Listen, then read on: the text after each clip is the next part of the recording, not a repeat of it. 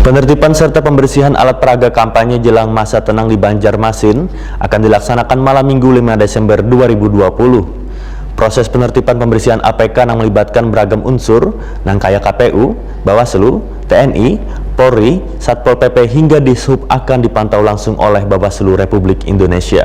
Pemirsa, mari kita saksikan kabar nang lebih lengkapnya.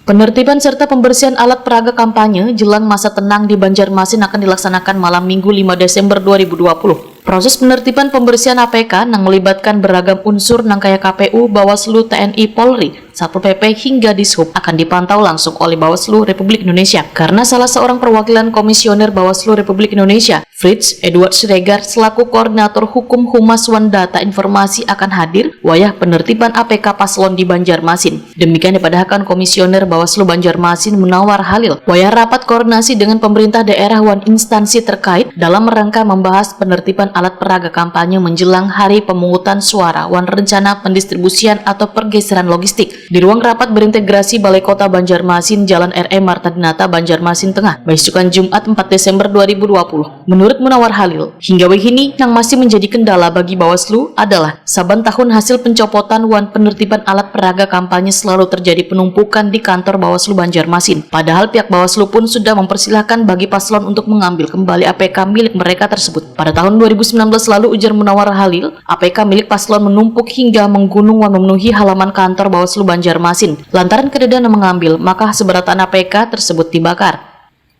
Nah gitu kan. Jadi pada hasil penertiban yang pertama tadi, APK itu kami persilahkan peserta atau timnya untuk mengambil kembali di kantor-kantor Panwaslu kecamatan. Namun sampai hari ini tidak ada yang mengambilnya, Pak. Tidak ada yang mengambil APK yang kena penertiban itu. Mungkin apa gitu ya, nggak tahu kita. Apa psikologis. Jadi juga pada pemilu 2019 itu banyak sekali penumpukan. Beberapa bulan kemudian terpaksa kami musnahkan gitu, karena betul memang jadi sampah, Pak.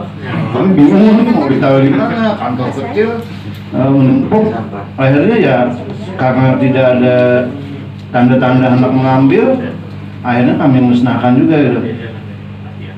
Kalau yang ini nanti kalau misalnya kita beri kesempatan lama-lama juga tidak ada mengambil, mungkin pihak dinas LH bisa memanfaatkannya untuk didaur ulang mungkin ya. Tapi ya, kita lihatlah nanti kalau mereka mengambil ya gimana itu.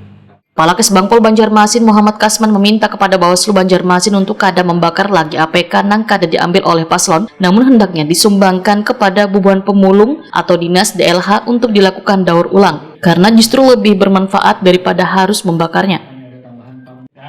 Menumpuk di Polri atau di Bawaslu dianggap sampah, bolehkah itu dimanfaatkan oleh anggota Daur ulang. Nah, daur ulang atau paguyuban yang sudah ada di bawah lingkungan LH ini kan, itu salah satu memudahkan kita juga tidak menjadi sampah banyak gitu kan.